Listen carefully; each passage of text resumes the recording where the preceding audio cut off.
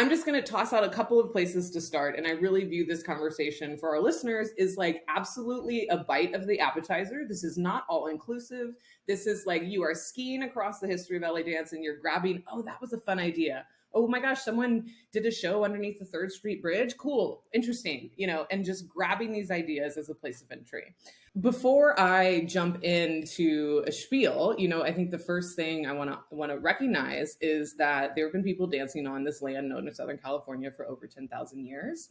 The native tribes that arrived long before Hollywood, long before California became a state in, I believe, 1850, which I always have to look up because I'm not a numbers person.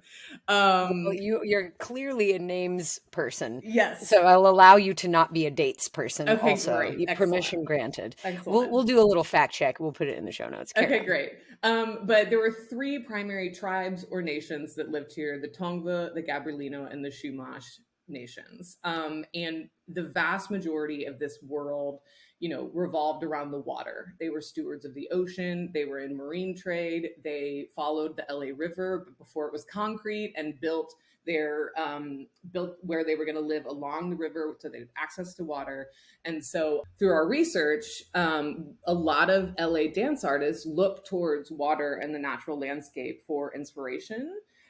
Which I think is a reflection of the original people that were here. That the landscape is stunning. When I walk through Los Angeles, I love architecture, but I also sometimes think about what this land looked like without any architecture on it. And you can see some of those old pictures and it's just like rolling hills and there were horse farms and anyways. So I'll jump in now that we've established where we are in the world. We're in the Southern California basin. We weren't the first people here. The roots of American modern dance do touch Los Angeles. It is not New York does not have, the monopoly on American modern dance. Dude, yes. Fun fact, one of my favorite fun facts is the very first theater dedicated to dance exclusively was not the Joyce Theater in New York. It was a studio theater in LA founded by Lester Horton in 1945. The Joyce was founded in 1982. Suck it, Joyce. Sorry. But also present the Seaweed Sisters because they need to be on the Joyce stage right now. We love you. We love you, Joyce Theater. Right. Okay. And so what I love about that is, and it was at 7566 Melrose. Like it's a shoe store. You can right there. You can just pump it in your GPS and go see that building. And, there's a couple of key individuals, I'll talk about like Micho Ito, Doris Humphrey, Ruth Dennis, Ted Shawn, Lester Horton, Alvin Ailey, Bella Lewitsky. Like those are kind of like the go-to modern pioneers that were here or spent years here. Micho Ito is not from Los Angeles, but was here from 1929 to 1944.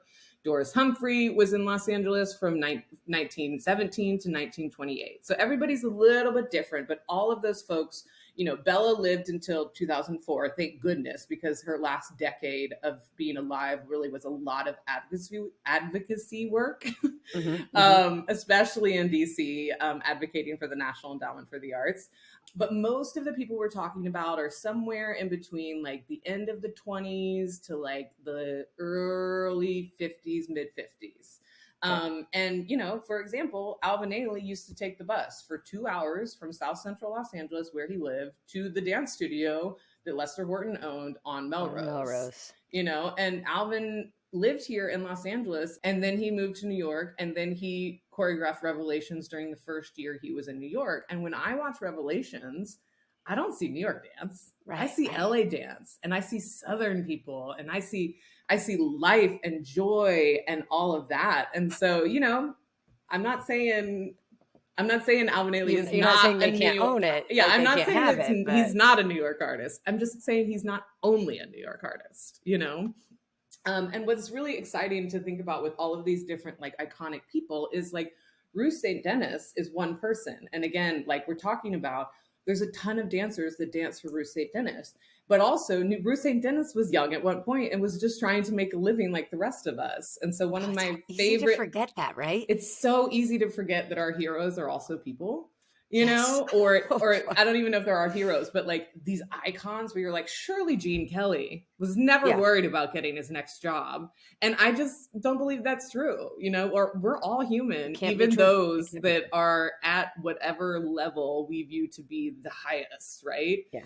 One of my favorite stories is in 1931, Lester Horton performed at the voodoo ceremonial at the Los Angeles Olympics. I think there was a period in time which cities, when they hosted the Olympics, tended to also do what they would call a cultural Olympiad as part of the events. And so I think the voodoo ceremonial was some sort of part of that. So it happened Mhm. during the Olympics. And his success, or the success of that particular event, garnered him an invitation to perform at the Paramount Theater on the same bill as Judy Garland and her sisters for a 2-week run. And what I love about that, like random anecdotal story, again, because I'm not a scholar yet, like there is no, like, this is my thesis. There is no line between concert and commercial, because when I think of the most possible concert person we might have out of Los Angeles, Lester Horton's at the top of that list. But then when I Totally. think of commercial, air quotes again, Judy the word Garland. I'm, divorcing, like my dad Yeah. knows who Judy Garland is, and he is Yeah. not reading these dance history books. So those Totally. two people split bills. So like, why aren't we doing that now? You know, like why aren't, the Seaweed Sisters splitting a bill with Contra Tiempo?